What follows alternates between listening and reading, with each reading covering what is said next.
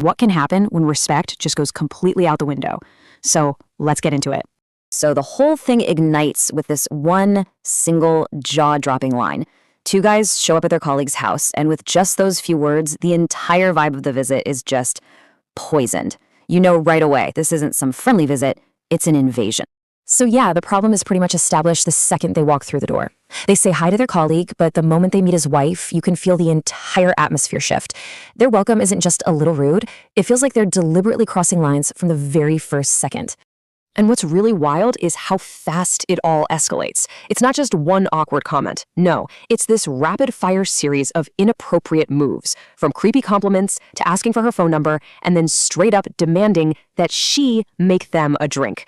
You can see that each request is a deliberate push, just to see how far they can go. And this right here, this is the moment they just stop hiding it. They are literally saying out loud that their friend's wife is just an excuse for them to show up at his house. It's a total dismissal of their friend, of his marriage, of everything. Now you'd think this is where the shouting starts, right? A big confrontation. But the husband, he goes a completely different route.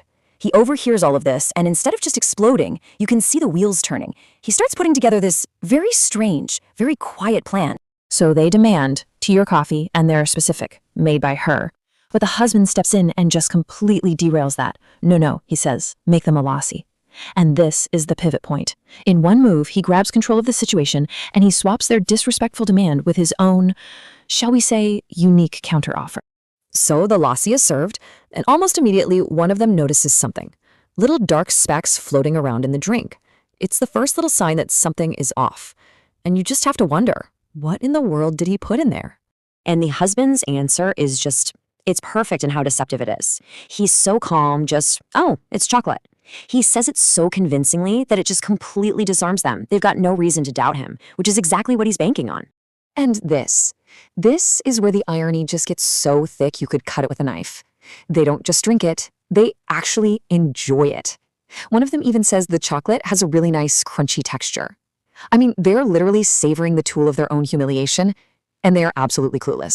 Okay, so the trap has been set, and it has been sprung.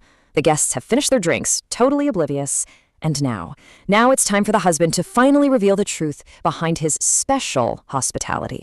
So, what was it? What made this lassi so special? I mean, the setup was flawless, and the reveal is about to be delivered in two absolutely devastating parts. But before he even gets to the ingredients, the husband points to what they were drinking from. See, it wasn't a normal glass. It was a bowl. And, well, not just any bowl.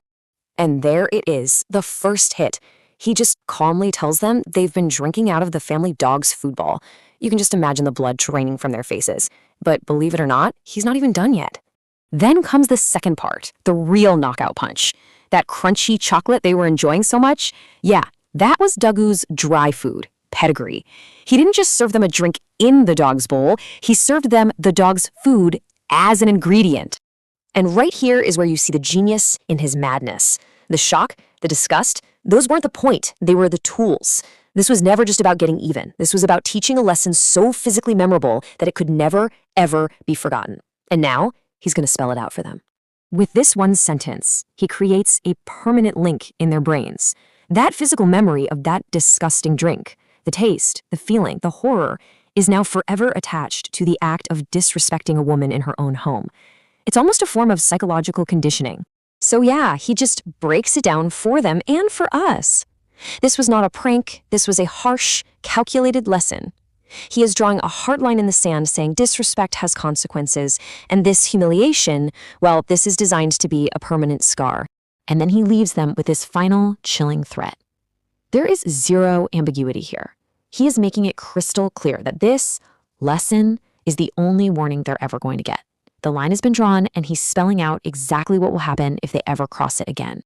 Now look, let's be clear. This is an extreme story. It's a pretty wild look at one person's very unconventional, and let's be honest, shocking way of enforcing boundaries when all the normal rules of society have failed.